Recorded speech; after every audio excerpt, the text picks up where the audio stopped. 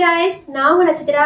So நம்ம இன்னைக்கு ரொம்ப கஷ்டமான ஒரு டிஷ் தான் பண்ண போகிறோம். ஸோ என்ன டிஷ் அப்படின்னு பார்த்தீங்கன்னா, நீங்கள் வந்து நிறைய எதிர்பார்க்கலாம். ஸோ பிரியாணியாக இருக்குமோ, சிக்கன் ரைஸாக இருக்குமோ, ஃப்ரைட் ரைஸாக இருக்குமோ அப்படி இப்படின்னு. ஸோ அதை விட ரொம்ப கஷ்டமான டிஷ் தான் நம்ம பண்ண போகிறோம். ஸோ என்ன டிஷ் அப்படின்னு பார்த்தீங்கன்னா, தக்காளி சாதம் தான். தக்காளி சாதம் கஷ்டமான டிஷ் இல்லை. தக்காளி சாதம் வந்து கஷ்டமான டிஷ் தான். யாருக்கு அப்படின்னு பார்த்தீங்கன்னா, சமைக்கவே தெரியாதவங்களுக்கு. ஸோ வந்து உங்களுக்கு சமைக்க தெரியுமா அப்படி இல்லையா அப்படிங்கிறதையும் மறக்காம கமெண்ட் பண்ணிடுங்க. சரி வாங்க நம்ம டிஷ் பண்றதுக்கு என்னென்ன தேவை அப்படின்னு பார்த்துடலாம். ஸோ வந்து எல்லாமே எடுத்து வச்சிருக்கோம். இதுல ஏதாவது விடுபட்டுச்சுன்னா நீங்க கமெண்ட்ல சொல்லிருங்க. ஆமா, ஏதாச்சும் மிஸ் பண்ணிட்டு இல்லைன்னா ரொம்ப கேவலமா பண்றீங்க நான் இப்படியே கிடையாதுனாலும் நீங்க வந்து கமெண்ட் பண்ணுங்க. எப்படி செய்யணும்ன்றதையும் சொல்லிருங்க ரெசிபியை. ஆமா, நம்ம கேமரா உமன் சொல்லிட்டா, அதனால எப்படி செய்யணும் அப்படிங்கறதையும் சொல்லிருங்க. ஸோ வந்து இன்னைக்கு ஒரே ஒரு தக்காளி எடுத்திருக்கேன். என்ன அப்படின்னு பாத்தீங்கன்னா, எனக்கு மட்டும் அப்படிங்கிறதுனால ஒரே ஒரு தக்காளி எடுத்திருக்கேன். கேமரா உமனுக்குலாம் கிடையாது.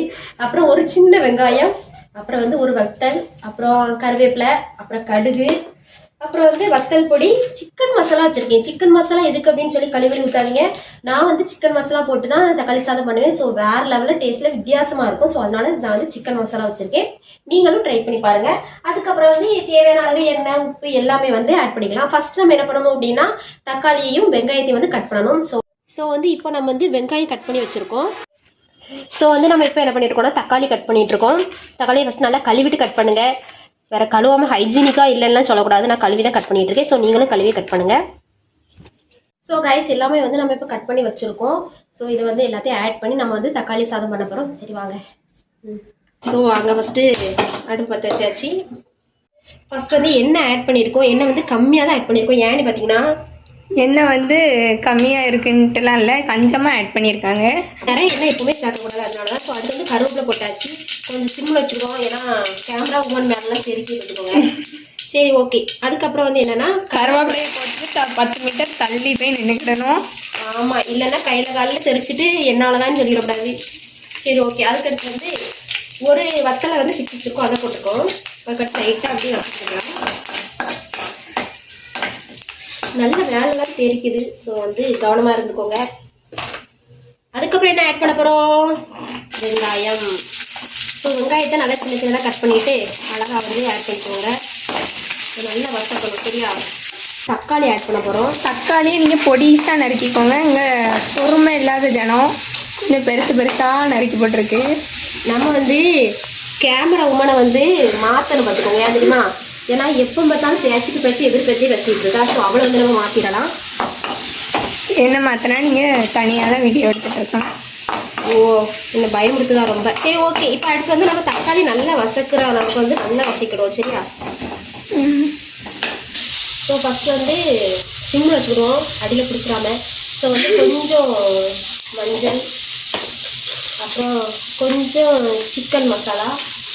காரம் வந்து நீங்கள் நிறைய சாப்பிடுவீங்கன்னா கூடுதலாக ஆட் பண்ணிக்கோங்க. இங்கே காரம் வந்துட்டு கம்மியாக தான் சாப்பிடுவாங்க. ஆமாம், அதனால நாங்கள் வந்து கம்மியாக ஆல்ரெடி வத்தல் சேர்த்துருக்கிறதுனால கொஞ்சம் கம்மியாக போடுறது நல்லது. சரி ஓகே. அடுத்து வந்து நல்லா வசக்கணும். அந்த பொடியெல்லாம் வந்து நல்லா மிக்ஸ் ஆகிற அளவுக்கு நல்லா வந்து கிண்டி விட்டுக்கோங்க. பொடியோட பச்சை வாசனையும் போகணும்.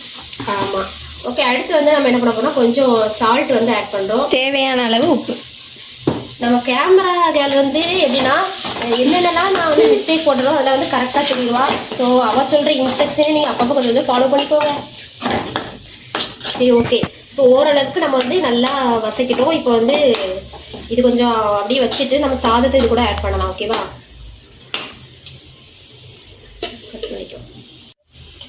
ஸோ வந்து இப்போ நம்ம சாதத்தை இதில் வந்து ஆட் பண்ண போகிறோம். ஸோ அதுக்கப்புறம் வந்து நல்லா நம்ம மிக்ஸ் பண்ணி விட போகிறோம். அதுக்கப்புறம் நம்ம வந்து அடுப்பை ஆஃப் பண்ணனாலும் பண்ணிக்கலாம். ஓகேவா? இங்கே வந்து நமக்கு தீ வந்து தேவைப்படாது. இப்போ வந்து நல்லா கிண்டிடணும்.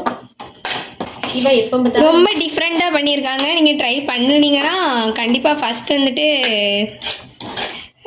உயிருக்கு எந்த ஆபத்தும் வராதுலான்ட்டு செக் பண்ணிக்கோங்க.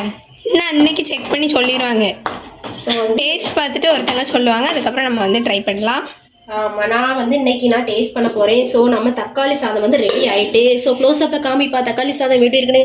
எவ்வளோ அழகாக இருக்குது பாருங்கள் கைஸ். இந்த பிள்ளை என்னென்னா நம்மளை வந்து இன்சல்ட் பண்ணுது. ஸோ வேறு லெவலில் சூப்பராக இருக்குது. ஸோ வாங்க டேஸ்ட் பண்ணி பார்ப்போம். ஸோ காய்ஸ் நம்ம இப்போ வந்து என்ன பண்ண போறோம் அப்படின்னா எதுக்கு இந்த டெக்கரேஷன்னா பாக்குறதுக்கு கொஞ்சமாவது தக்காளி சோறா தெரியணுன்றதுக்காக தான். மற்றபடி ஒன்றும் இல்லை.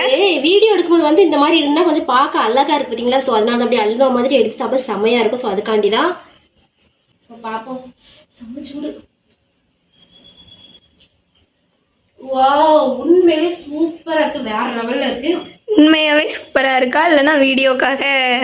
பாத்தீங்களா, நம்ம கேமராக்கள் எப்போதும் நம்ம இன்ஸ்டால் பண்ணதே குறியா இருக்கு. ஸோ உண்மையிலே நல்லா இருக்கு கைஸ். நீங்க ட்ரை பண்ணி பாருங்க, கமெண்ட் பண்ணுங்க. வேற என்ன டிஷ் பண்ணலாம் அப்படிங்கறத மறக்காம கமெண்ட் பண்ணுங்க. So Tata, bye bye.